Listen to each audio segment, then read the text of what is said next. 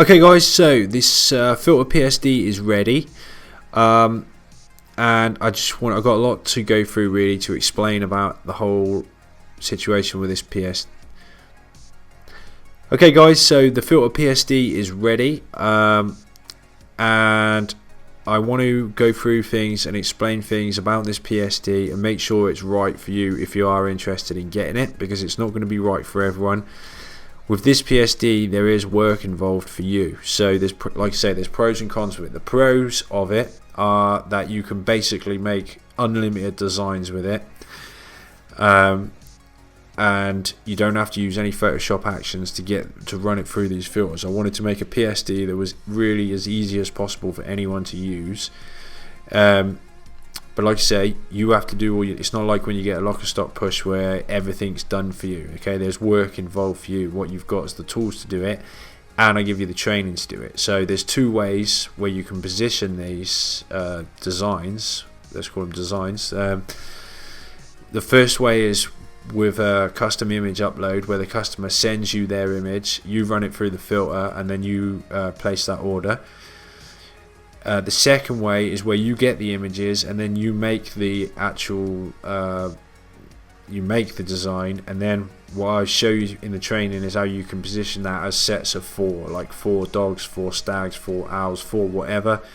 That's the great thing about it, is that it's unlimited, but there's work involved and there's Photoshop involved. So I want to show you what is involved so that you know and you don't get a nasty surprise. So first of all, we'll take a look actually at the PSD, which is here. It's a monster PSD, and when we put the image in, it takes a minute, well, a couple of minutes for it. I'm not sure how long, I haven't actually timed it, but when I'm screen recording it takes a bit longer because my computer's working hard. So it takes maybe a minute 30 seconds for it to do that, so which is unavoidable.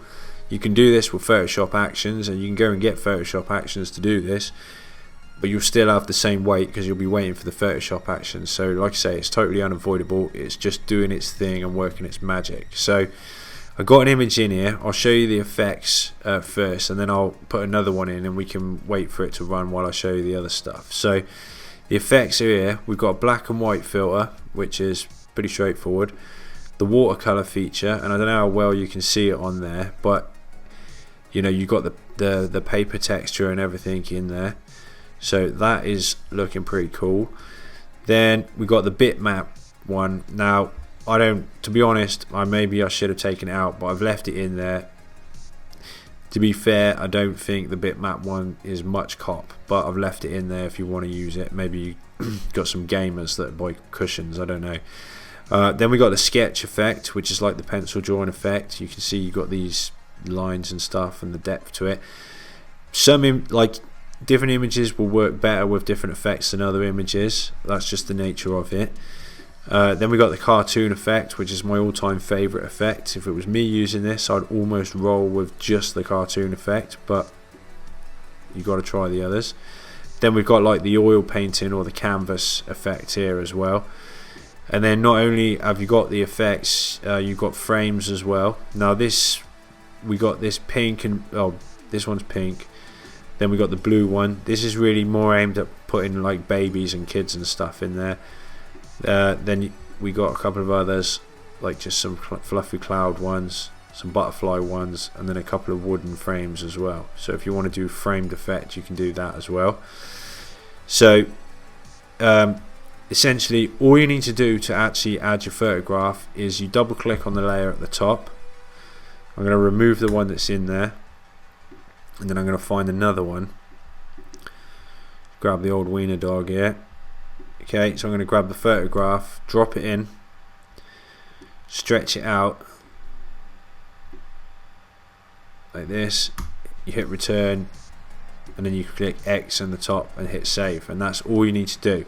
So like I say, it's going to take a minute or so for it to work its magic. So I'm going to show you the mock-ups as well. And I don't know if I showed you the training or not, but let me show you the training. So I show you how to use the Filter PSD, how to use the single mock-ups, how to use the ones with the banners on and the 4, which I'll show you in a minute, how to make a set of actions, how to list them in locker stock for the custom image uploads. So you can make one listing for each type of filter, and it will be semi-automated, so it will hold that order, and then you can just flip the image out and process that the order. I'll show you how to list the sets of 4 as well, so you can do them in bundles. So the training is quite in depth, as you can see. 1143, 2250, 2049, 1639, 622. That one's a quicker one, but they're quite thorough training videos. I'll show you some examples that I did as well. Here's an owl set that I did. Okay, so you can see I made a dummy mock-up there. This was with the watercolor effect, and you can make sets of practically anything you like. This is it with the watercolor feature. That's the actual photo. There's the actual photo, a flying one. There's the filter, photo, the one you just saw before, real photo, filter. Okay, that's that one, and I did a couple more just examples, stag ones, because stag stuff always goes well. This is the cartoon effect. This is the one I like the best. Okay, you can see, I haven't showed you I'll show you the PSDs in a minute for these. And I can see that just finished in the background there. We'll have a look at that in a minute. So yeah, just did some examples with those. Mock-up PSDs here, you get these 5 just straight basic ones. Okay, and I'll show you how to do actions to run those. Then for the custom image upload, we've got 2 lead image thumbnails, or you could use them for all your thumbnails if you wanted, because they're highly customizable. You've got different layouts of the phone, or different positions and different styles of phone to use. You can also flip out the image on here, and you can match it up with the image that you see on the actual cushion or pillow. You can customize all the banner, and I'll show you how to do all that, so you can really make it your own. And then you can also flip out the pillows here like this, so you can really make a nice combination of different mock-ups and stuff. But remember, you're making these, so this is what I mean by there's some work involved. Then I'll show you the other one, very similar. It's just a different style. It's a different style of banner, and I added some arrows like this squiggly arrow on the phone here, which you can turn on or off as well, by the way. Okay,